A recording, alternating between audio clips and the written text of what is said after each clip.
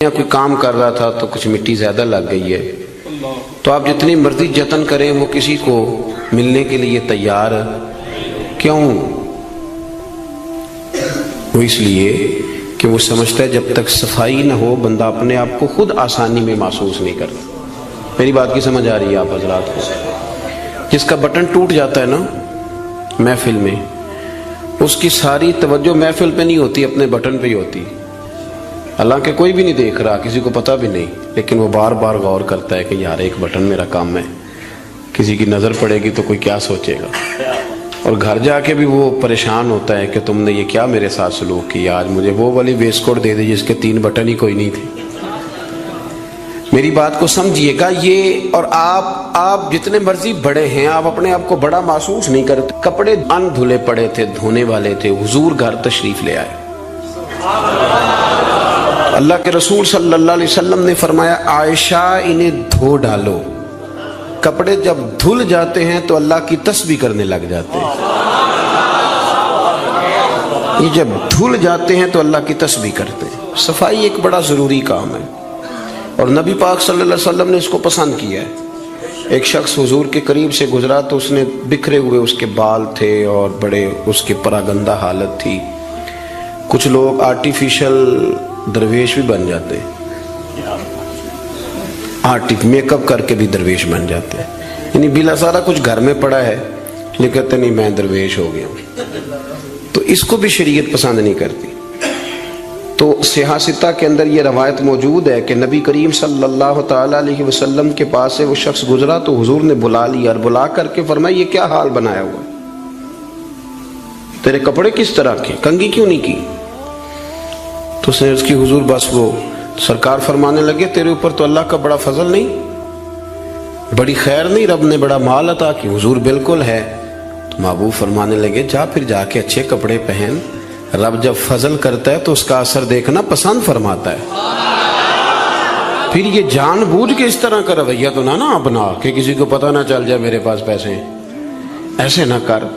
تو صفائی ستھرائی، آپ ظاہری طور پر اگر آپ صاف ستھرے نہیں ہوتے تو آپ کسی محفل کے قابل نہیں رہتے۔ آپ 4 دوستوں کی محفل میں بیٹھنا اپنے لیے بوجھ محسوس کرتے ہیں، تکلیف ہوتی ہے کہ یار میرے کپڑے ٹھیک نہیں۔ صحیح بتائیے گا، اگر انسان کے کپڑے صاف ستھرے نہ ہوں اسے سکون نہیں آتا، تو اگر اس کے دل پہ میل کچیل ہو، بہت سارے لوگ کہتے ہیں مجھے سکون نہیں، لیکن ہم ڈرتے ہیں نا، ہم ان کو بتا نہیں سکتے، ڈرتے ہیں۔ بے سکونی کی کچھ وجوہات ہوتی ہیں، کچھ سبب ہوتا ہے۔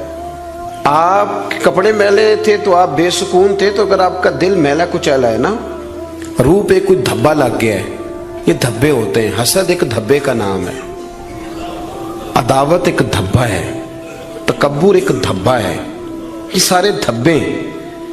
اور بخاری میں نبی پاک علیہ السلام نے خود فرمایا جب تم گناہ کرتے ہو تو تمہارے دل پر سیاہ نقطہ لگ جاتا ہے، تو آپ اس نقطے کی موجودگی میں سکون میں رہیں، یہ کیسے ہو سکتا ہے؟ اور گناہ کی تعریف حضور نے یہ فرمائی کہ ما حاک فی صدرک، جو تیرے سینے میں کھٹکے، جو تیرے سینے میں کھٹکے، تو پریشان ہو کہ کسی کو پتہ نہ چل جائے، تو کراہت محسوس کرے کسی کا اس پر مطلع ہونا، تو ہمارے باطن کے اندر بڑی مصیبتیں، ہم حسد کرتے ہیں، بہت سارے لوگوں سے کرتے ہیں، ماننے کو تیار نہیں ہوتے، کرتے ہیں۔ بلکہ امام غزالی رحمۃ اللہ علیہ تو فرماتے ہیں کہ حسد تو پایا ہی مالداروں اور صاحب علم لوگوں میں جاتا ہے۔ وہ کہتے ہیں غریب آدمی یا ان پڑھ بندہ تو اس دوڑ میں شامل ہی نہیں ہوتا۔ اصل مسئلہ اس بات کا نہیں ہوتا کہ میرے پاس نعمت نہیں، اصل رٹا یہ ہوتا ہے کہ میرے پاس تو ہے پر اس کے پاس نہیں ہونی چاہیے تھی، ادھر کیسے چلی گئی؟ اعلیٰ حضرت بریلوی رحمۃ اللہ علیہ نے بہت ساری کتابوں کا نچوڑ ایک جملہ ملفوظات شریف میں لکھا ہے۔ اعلیٰ حضرت فرماتے ہیں حسد کرنے والا اس بندے پر اعتراض نہیں کر رہا ہوتا، حسد کرنے والا بنیادی طور پر اللہ کی تقسیم پر اعتراض کرتا ہے، اللہ کی تقسیم پر۔ ہمارے اندر یہ میل چڑھ، اور گھروں کے اندر یہ پوری ایک دوڑ شروع ہے، دیورانی کے اندر، جیٹھانی کے اندر یہ پوری دوڑ ہے، اور ایک وقت آتا ہے کہ بھائی بھائی سے حسد کرنے لگ جاتا ہے، کیسے سکون پائے گا؟ حسد ایک آگ ہے، اور ترمذی شریف کے جو لفظ ہیں حدیث کے وہ بڑے نرالے ہیں۔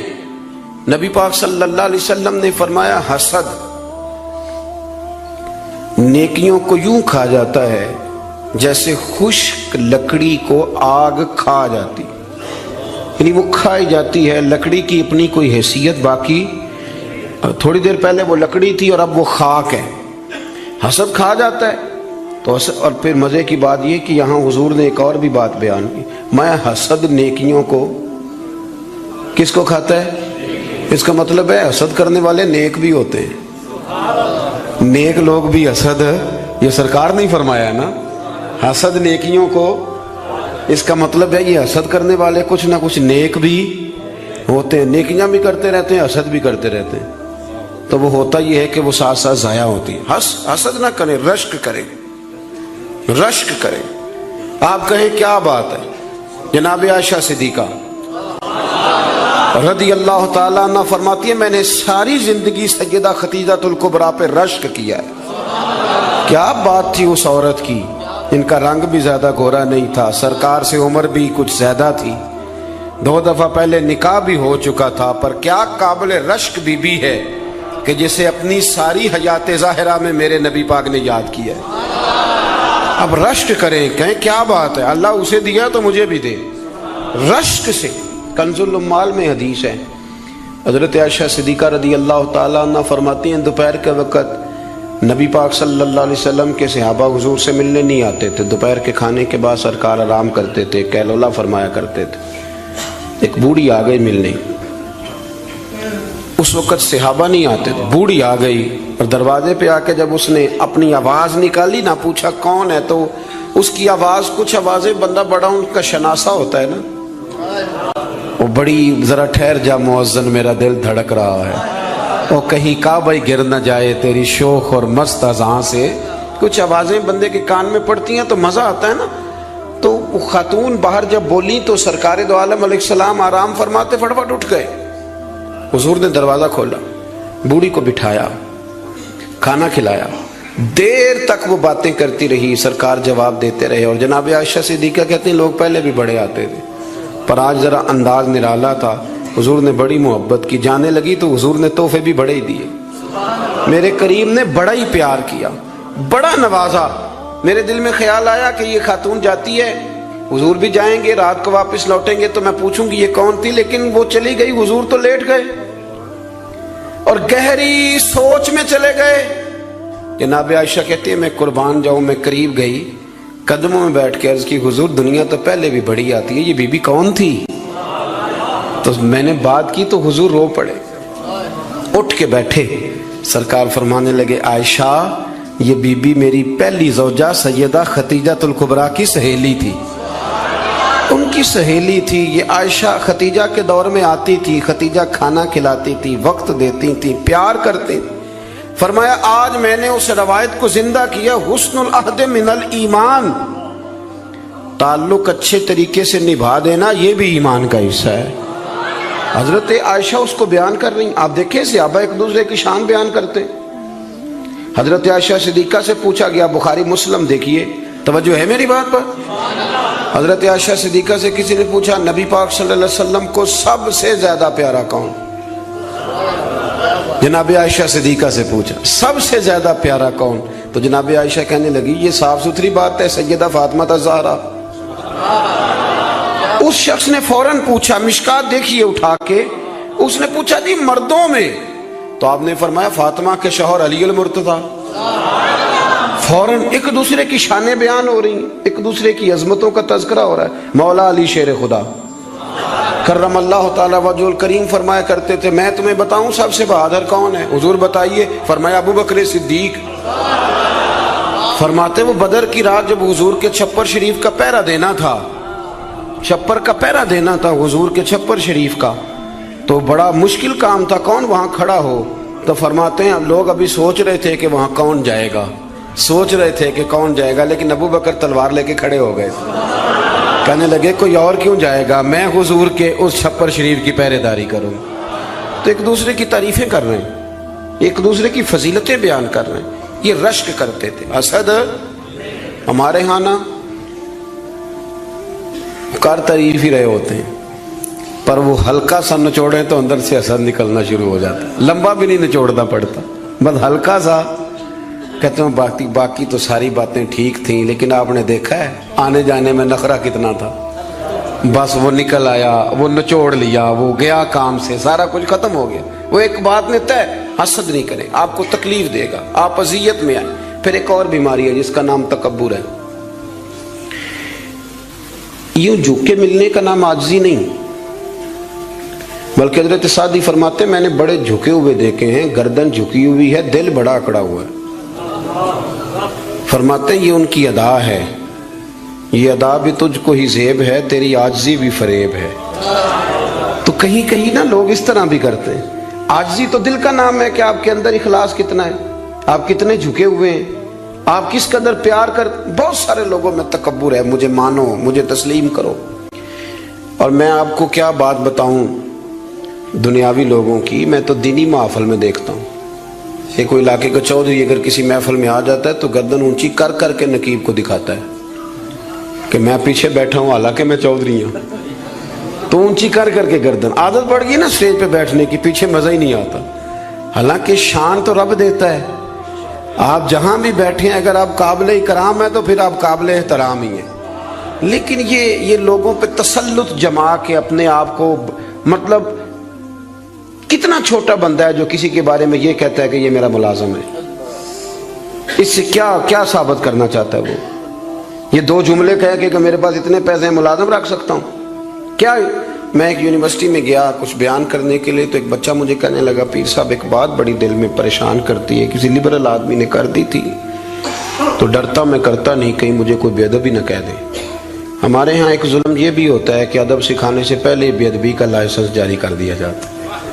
हालांकि पहले अदब सिखाया जाए, फिर अगर कोई बेअदबी करे तो फिर उसे बेअदब। हम अदब नहीं सिखाते लेकिन बेअदबी का ताना फटाफट दे देते। मैंने कहा जनाब आप पूछें, अगर मुझे जवाब आता हुआ तो मैं बता दूंगा, नहीं तो मैं किसी से पूछ के बता दूंगा, आप बताइए। वो कहने लगे जी मुझे किसी ने कहा है कि नबी पाक सल्लल्लाहु अलैहि वसल्लम के ज़माने में गुलामी ख़त्म नहीं हुई थी। उस ज़माने में गुलाम बिकते थे और उसी तरह बिकते थे, खरीदे जाते थे, तो एक आर्डर फरमा देते, गुलामी ख़त्म हो जाती। और मैंने कहा यार ये तो कोई बड़ा सवाल ही नहीं है, आप बिला वजह डर रहे हैं, ये कोई बड़ा सवाल है।